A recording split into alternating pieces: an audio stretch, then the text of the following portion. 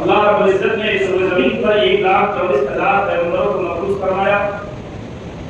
ہر پیغمبر کی دعوت کا جو مشن رہا وہ یہ رہا لا الہ الا اللہ، عقیدہ توحید، یعنی آپ کا عقیدہ درست کیا جائے. ہر پیغمبر کی یہ کوشش رہی کہ پیغمبر نے اپنے قوم کے سامنے یہ پیش کیا لا الہ الا اللہ، اللہ کے علاوہ کوئی ذات عبادت کے لائق، بندگی کے لائق، خدا کے علاوہ کوئی ذات نہیں ہے.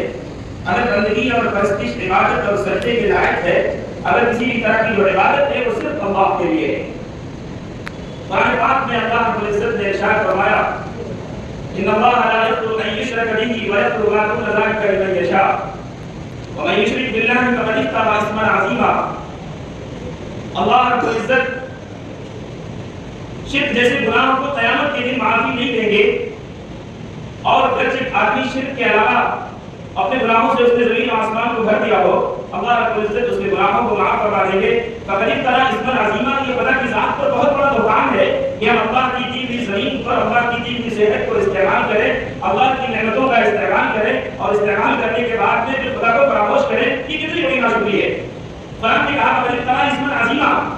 یہ اللہ رب العزت کی ذات پر بہت بڑا بہتان ہے اور الزام ہے کہ خدا کے ساتھ بھی کسی کو شریک کیا جائے، اسے عقل تسلیم نہیں کرتی ہے.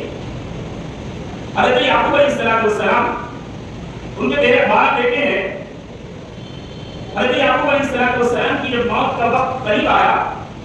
تو آنے کے بعد اپنے بچوں کو جمع کیا، اور جمع کرنے کے بعد میں اپنے بچوں سے ایک ایگریمنٹ، ایک معاہدہ لیا اور کہا ماذا تعبدون من بعدی، سوال پیش کیا بچوں کے سامنے کہ ماذا تعبدون من بعدی،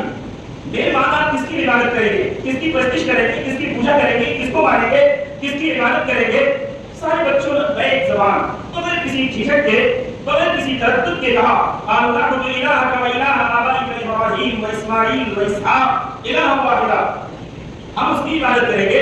جس کو آپ رب مانتے ہیں، جس کو آپ کے آبا و اجداد مانتے تھے. ابراہیم جس کو رب مانتے تھے، اسحاق جس کو رب مانتے تھے، اسماعیل جس کو رب مانتے تھے،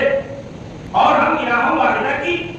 پرستش کریں گے، پوجا کریں گے، عبادت کریں گے، ایک رب کو خالق مانیں گے، مالک مانیں گے، عبادت کا مستحق سمجھیں گے، وہی رب ہے ہمارا.